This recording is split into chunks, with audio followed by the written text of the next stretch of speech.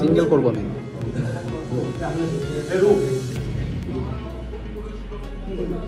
Happy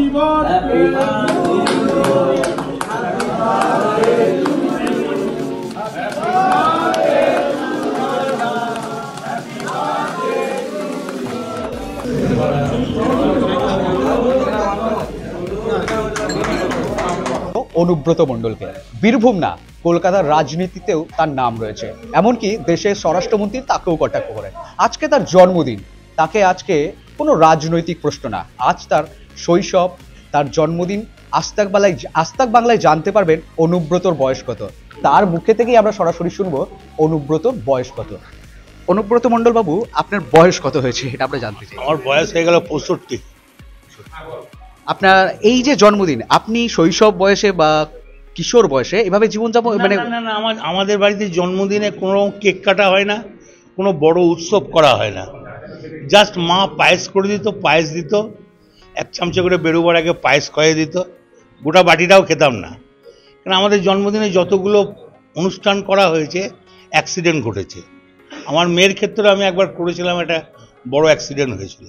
তারপর থেকে আমাদের বাড়িতে জন্মদিনে কিছু ধুমধামভাবে কিছু করা হয় না।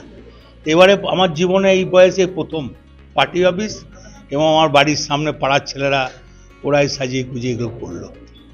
সকাল থেকেই আপনার বাড়িতে এবং সোশ্যাল মিডিয়ায় জানতাম না আজ আমার জন্মদিন। সকালবেলায় উঠে দেখছি আমার মেয়ে চা দিল। কি ব্যাপার, এই কাপে চা কেন?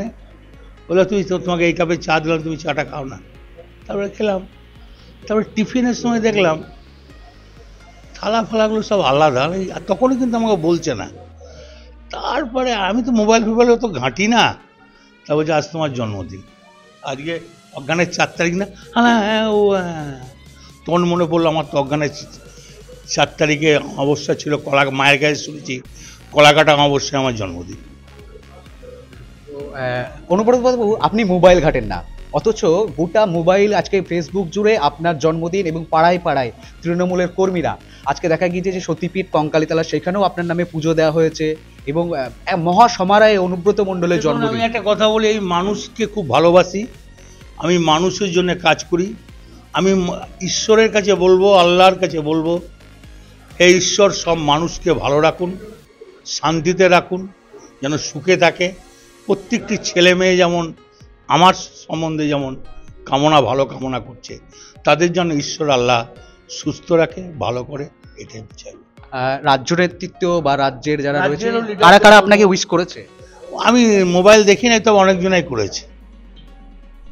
আজকের দিনটা কেমন কাটালেন, কেমন লাগছে আজকের দিনটা?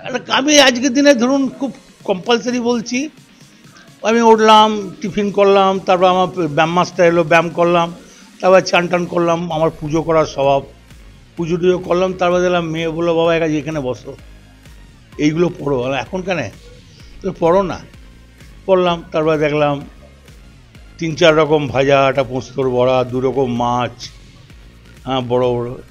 ভাই এইগুলো কি? বলে এগুলো রেখে কি লাভ হবে, লোকের জন্য তো করলে, নিজের জন্য কিছু করো। তখন দেখলাম 4-5টা রুপোর বাটি, 4-5টা রুপোর ডিশের সব সাজিয়ে দিয়েছে। আর এই তো আমার খাওয়া অভ্যাস নাই। বলে হ্যাঁ চাষার ছেলে তো অভ্যাস থাকবে এখানে, এটাই বললো আর কি।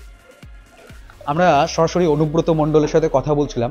অনুব্রত মণ্ডল মানেই হচ্ছে রাজনৈতিক একটি মানুষ, যে যাকে সকলেই কিন্তু আমরা দেখতে পাচ্ছি এই মুহূর্তে রাজনৈতিক দলের নেতার সাথেও বিভিন্ন স্কুলের বা বিভিন্ন যে রয়েছে তারা কিন্তু রীতিমতোই একটা অনুব্রত মণ্ডল ফেসবুকে তাকে বাদশা বলেও পোস্ট করা হয়েছে। এই চিত্র দেখতে আমরা এখন দেখতে পাচ্ছি যে বিভিন্ন মহল থেকে এসেছে রাজনৈতিক অরাজনৈতিক লোকজন, তারা কিন্তু অনুব্রত মণ্ডলকে এই মুহূর্তে পুষ্পস্তবক, তার টেবিলে এই মুহূর্তে সাজানো রয়েছে সেই একেবারে রকমারি মিষ্টি, পায়েস, বিভিন্ন ধরনের মানে প্রায় শত শত জিনিস আইটেম এখানকার তৃণমূলের যে কর্মীরা রয়েছে তারা কিন্তু এই জিনিসগুলো করেছে।